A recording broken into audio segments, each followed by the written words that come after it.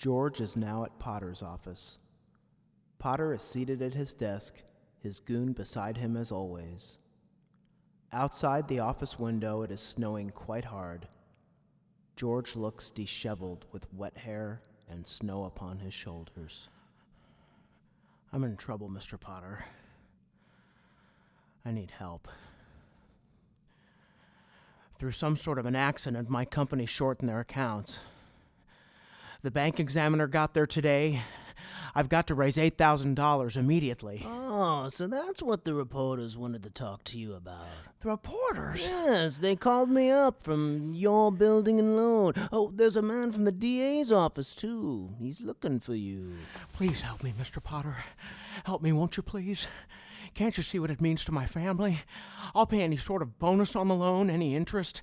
If you still want the building and loan... George, could it possibly be there's a slight discrepancy in the books? No, sir, there's nothing wrong with the books. I've just misplaced $8,000. I can't find it anywhere. You misplaced $8,000? Yes, sir. Have you notified the police? No, sir. I didn't want the publicity. Harry's homecoming tomorrow. I'm gonna believe that one, eh? What have you been doing, George? Playing the market with the company's money? No, sir. No, sir, I haven't. What is it, a woman, then? You know, it's all over town that you've been giving money to Violet Bick. What? Not that it makes any difference to me, but why do you come to me? Why don't you go to Sam Wainwright and ask him for the money? I can't get a hold of him. He's in Europe. Well, what about all your other friends? They don't have that kind of money, Mr. Potter. You know that. You're the only one in town that can help me. I've suddenly become quite important. What kind of security would I have, George? Have you got any stocks? No, sir. Bonds? Real estate?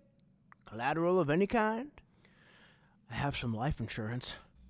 George pulls a policy pamphlet from his coat pocket.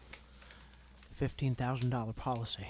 Yes, and how much is your equity in it? $500. $500.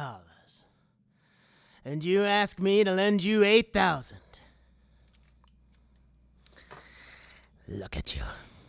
You used to be so cocky. You were gonna go out and conquer the world. You once called me a warped, frustrated old man. What are you but a warped, frustrated young man? Miserable little clerk crawling in here on your hands and knees and begging for help. No securities, no stocks, no bonds, nothing but a miserable little $500 equity and a life insurance policy. You're worth more dead than alive. Why don't you go to the riffraff you love so much and ask them to let you have $8,000? You know why? Because they'd run you out of town on a rail. But I'll tell you what I'm gonna do for you, George. Since the state examiner is still here, as a stockholder of the building and loan, I'm going to swear out a warrant for your arrest. Misappropriation of funds, manipulation, malfeasance. All right, George, go ahead. You can't hide in a little town like this. Bill, this is Potter.